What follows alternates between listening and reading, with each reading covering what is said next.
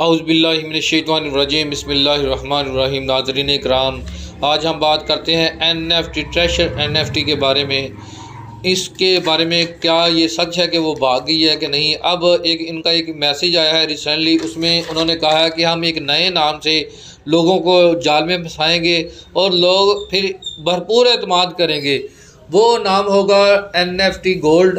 और अब जो मौजूदा नाम था ट्रेशर NFT, इसके बारे में उन्होंने एक लगाया हुआ है कि इस पे हम जा रहे हैं, हम लोगों के एतमाद पे पूरा नहीं उतर सके और हम एक नए विजन के साथ, एक नए तजर्बे के साथ हम दोबारा इस फील्ड में आएंगे।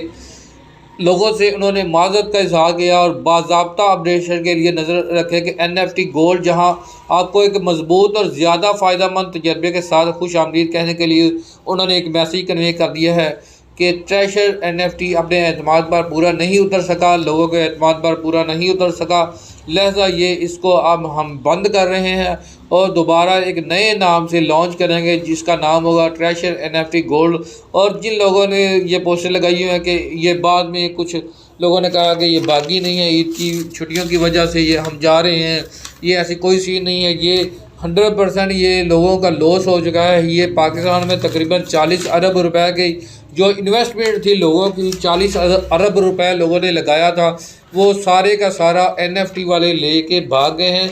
ये बैरून मुल्क में बैठ के लोगों को पागल करता है। ये मैसेज जो आप देख रहे हैं, इनका ये मैसेज है कि कम्युनिटी के बारे में, वैलिड कम्युनिटी के बारे में, कि हम अपनी सर्विस 120 घंटे के अंदर अंदर बंद कर रहे हैं और उसके बाद हम रफू चक्कर हो जाएंगे और एक नए नाम के साथ दोबारा फिर आएंगे।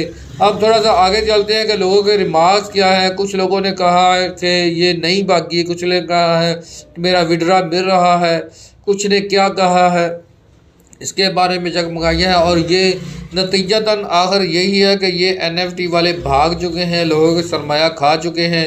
अब ऐसी किसी भी स्कीम के बारे में आप कभी भी, बल्कि जब तक वो कहते हैं ना कि जब तक वो भूखा नहीं मर सकता, ठग भूखा नहीं मर सकता, जब तक जो है लालची लोग ज़िंदा है। लोगों ने लालच किया और लोगों ने बड़े बड़े दावे किए, किसी ने गाड़ियों के दावे किए और किसी ने बंगलों के दावे किए, ये सब के सब अधूरे रह गए और ये सिस्टम डिफ़ॉल्ट हो गया पूरे का पूरा।